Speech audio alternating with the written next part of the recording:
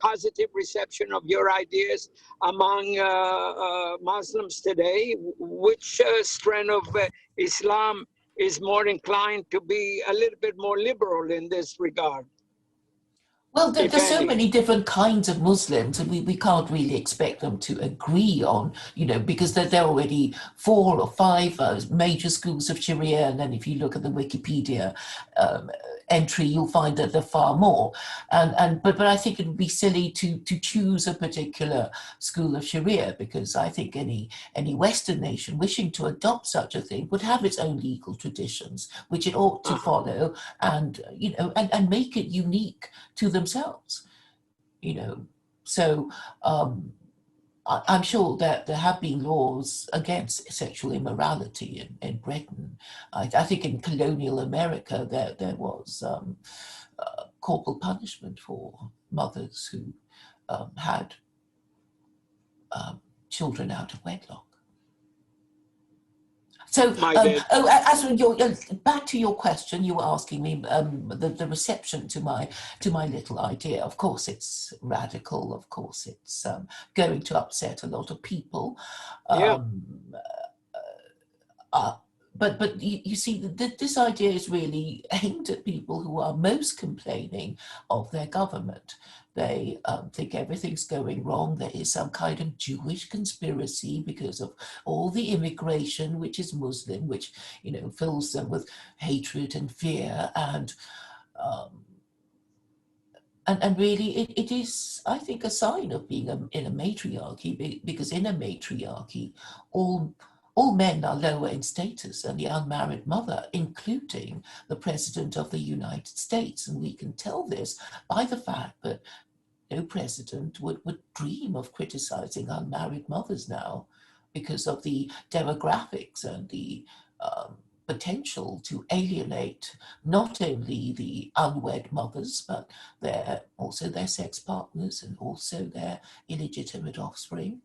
So it's quite a sizable margin, I suppose. So I don't think under the current political system that any president would dare to propose anything, because they would lose votes. And therefore, I suggest that it can only be done in a one-party state, the kind of one-party state that George Washington envisaged in his farewell speech.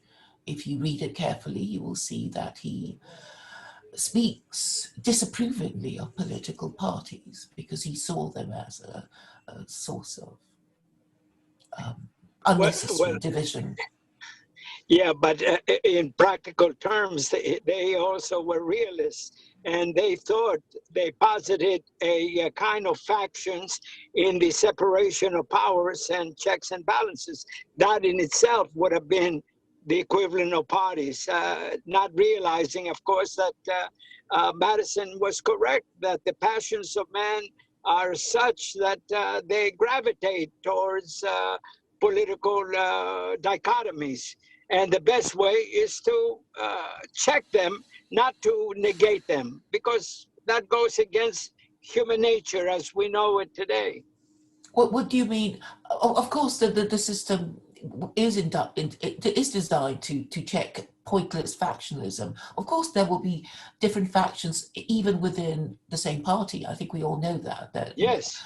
And therefore, you allow these factions to be fluid. They can, we might, you and I, Asha, agree about something, and Lowell might disagree with us, but on another matter, I would, ally myself with Lowell and disagree with you if it's some other matter. So it doesn't have to be set in stone. We don't have to, be permanently put in our, political tribes. We can all be in the same party and see that we occasionally might support each other.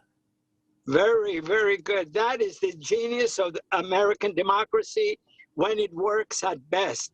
The idea that we have 2 major parties until, of course, the Trump era, and even before that, which are big 10 parties, to mean that you include all diverse opinions and diverse political inclinations. So you can be, as I am, a liberal Republican in some cases, but a conservative in other cases, still within the Republican Party.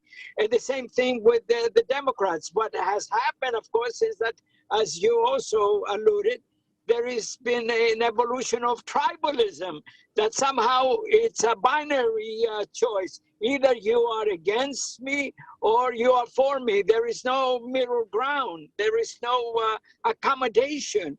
And therefore, we have stasis. We have a paralysis even. We have ineffectiveness. By the way, that in itself is an American construct. The idea that we created the Senate in order to slow down the passions of the House, but not to the extent where you would have inability to govern or inability to do something when persistent election results over several cycles indicate that the American people want a certain reform. There should be a way to let off steam, and that's where we seem to have fallen short in the present situation. Well, it seems to me that the political opinion is more polarized now than it ever was. And I suppose amongst the political classes, they used to be able to work together a bit better. Trump was obviously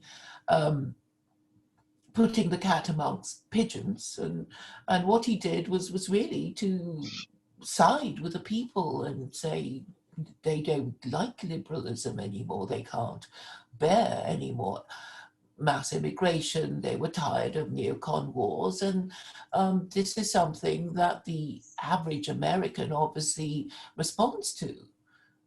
And I suppose because of the rather dubious circumstances under which Biden won, there is increasing distrust as well as dislike of the political classes, not just in America, but elsewhere in the West. People